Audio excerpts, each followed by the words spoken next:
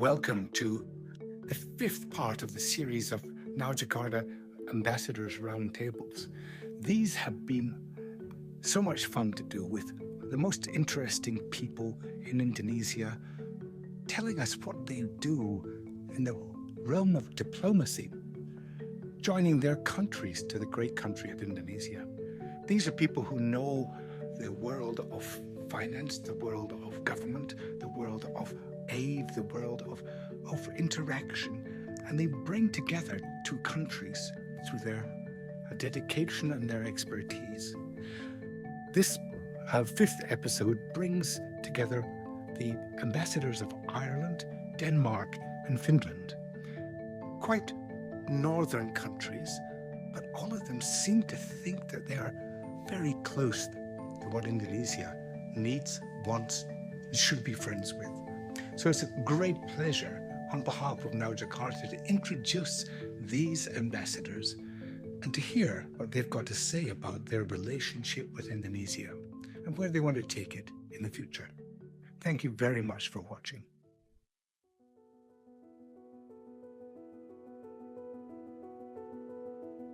Hello, I'm Padraig Francis. I'm the Ambassador of Ireland to Indonesia.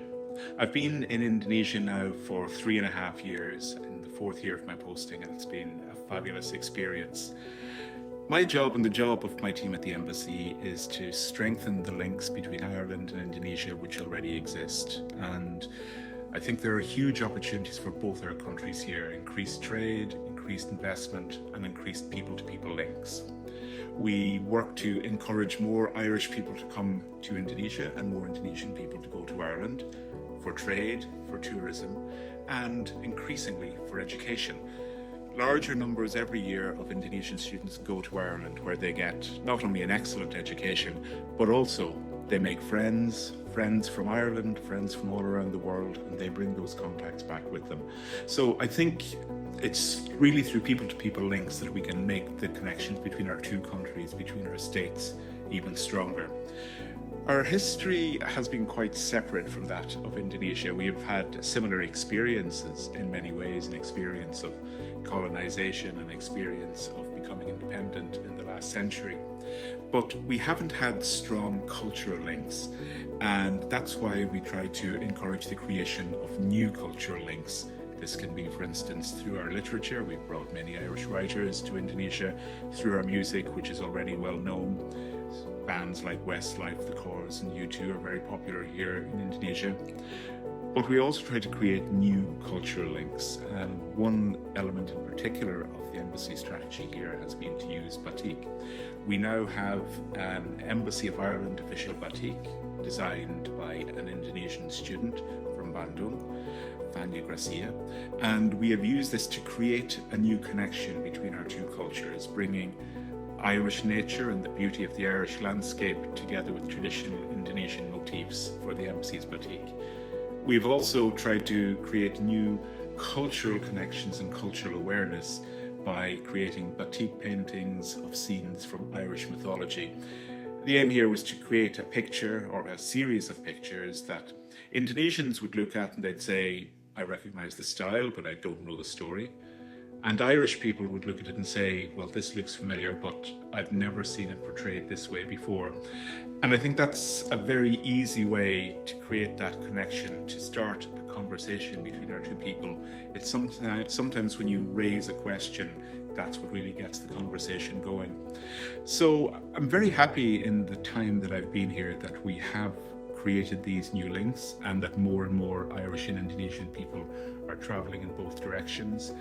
And I hope that this will continue, and I know it is so important for the prosperity of both our countries that we have greater trade and investment links, but also I think for the bonds of amity between our two peoples, that we see more and more of each other, and I hope that this will continue in the future.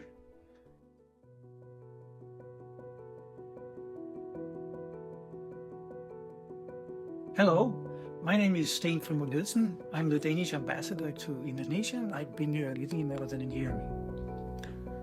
Denmark and Indonesia are working together and we're trying to strengthen our strategic partnership At the moment, we're actually working on a new plan of action that should cover the period from 25 to 29.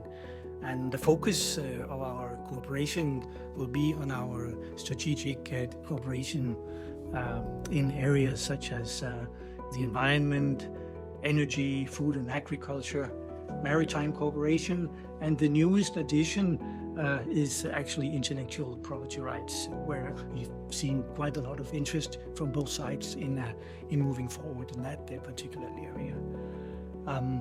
When we talk about energy, we are focused on renewable energy production as well as energy efficiency. On the environment, our main cooperation deals with waste management and circular economy, whereas in food and agriculture, we are in dairy production and also in food loss and waste.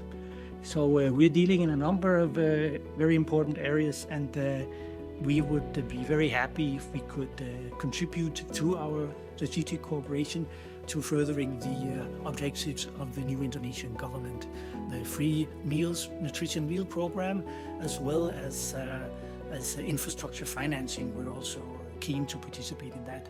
So we are here to cooperate, and thank you so much.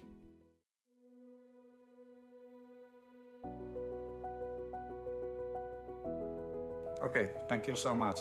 My name is Pekka Kaihilahti. I'm the ambassador of Finland to Indonesia, so I'm the person representing my country here. I've been here for almost 2.5 years.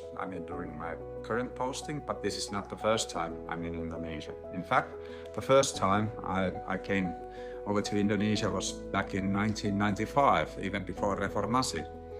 I was doing my master's thesis for my University of Helsinki on Southeast Asian security cooperation and on ASEAN cooperation. And I had a grant from my university, and I seized the occasion, came over here, had meetings here. I still recall it.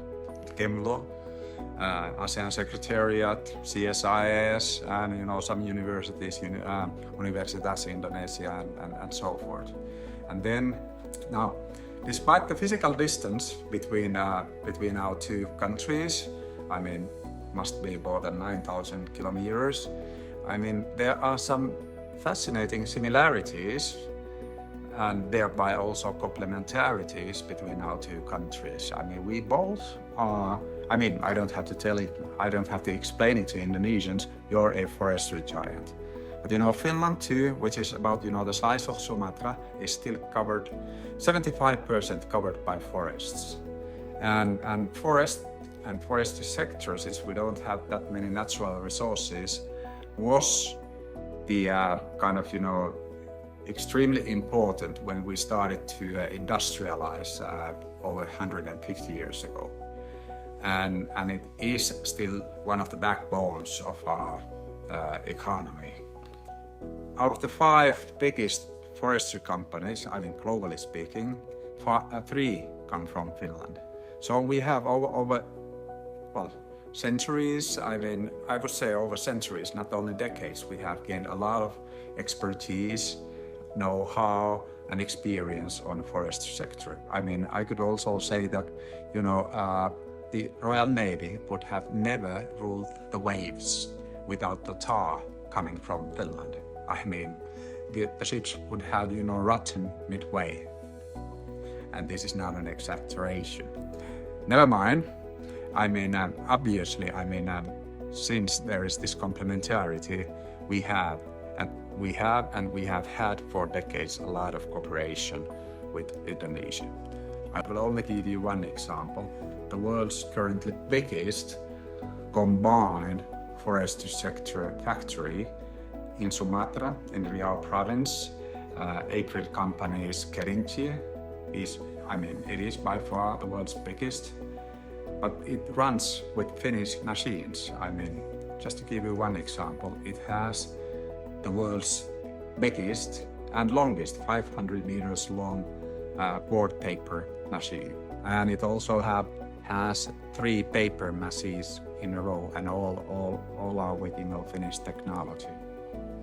Now, the second sector, clean energy, and overall, sustainable solutions. That's one of the backbones of our relationship with Indonesia. My country has made a pledge to be carbon neutral by 2035, and we have already, gained a lot of, experience when it comes to technologies, but also to put our, how would I put it, our pledge into implementation in practice. I mean, just last year we doubled our wind power, and I believe that in Indonesia too there are lots of potential to develop this field. In sustainable industries, I would also include mining. I mean, I told you that we don't any longer have that many, natural resources except for our forests. But we used to be one of the biggest nickel producer in the world because those mines were seized by our neighbor. And then we used to be a big copper producer. Our mines have basically dried up over the past decades, but again, our companies developed the technologies along. And to give you one example of very fruitful cooperation here in Indonesia is the Gresik copper smelter close to Surabaya, which is to be the biggest in the world with 1.4 million tons capacity. And this factory, this smelter, is produced with technology, again, coming from Finland. Now, when I discuss with Indonesians on the sectors where we cooperate and where we have lots of interaction and commercial enterprises, they don't usually they don't have a clue of Finland. I mean, these are mainly business to business, business to government operations. Well, older folks, they still recall Nokia. The thing is that, well, Nokia is still doing, strong, and also here in Indonesia, I believe they have hundreds of millions euros worth turnover per year, but it's mainly in networks. All these sectors, I mean, they are not so well, known to, the man on the street here in Indonesia. But then, usually, when I ask what do they know about Finland, the reply is our excellent education system and the fact that, we are the happiest country in the world.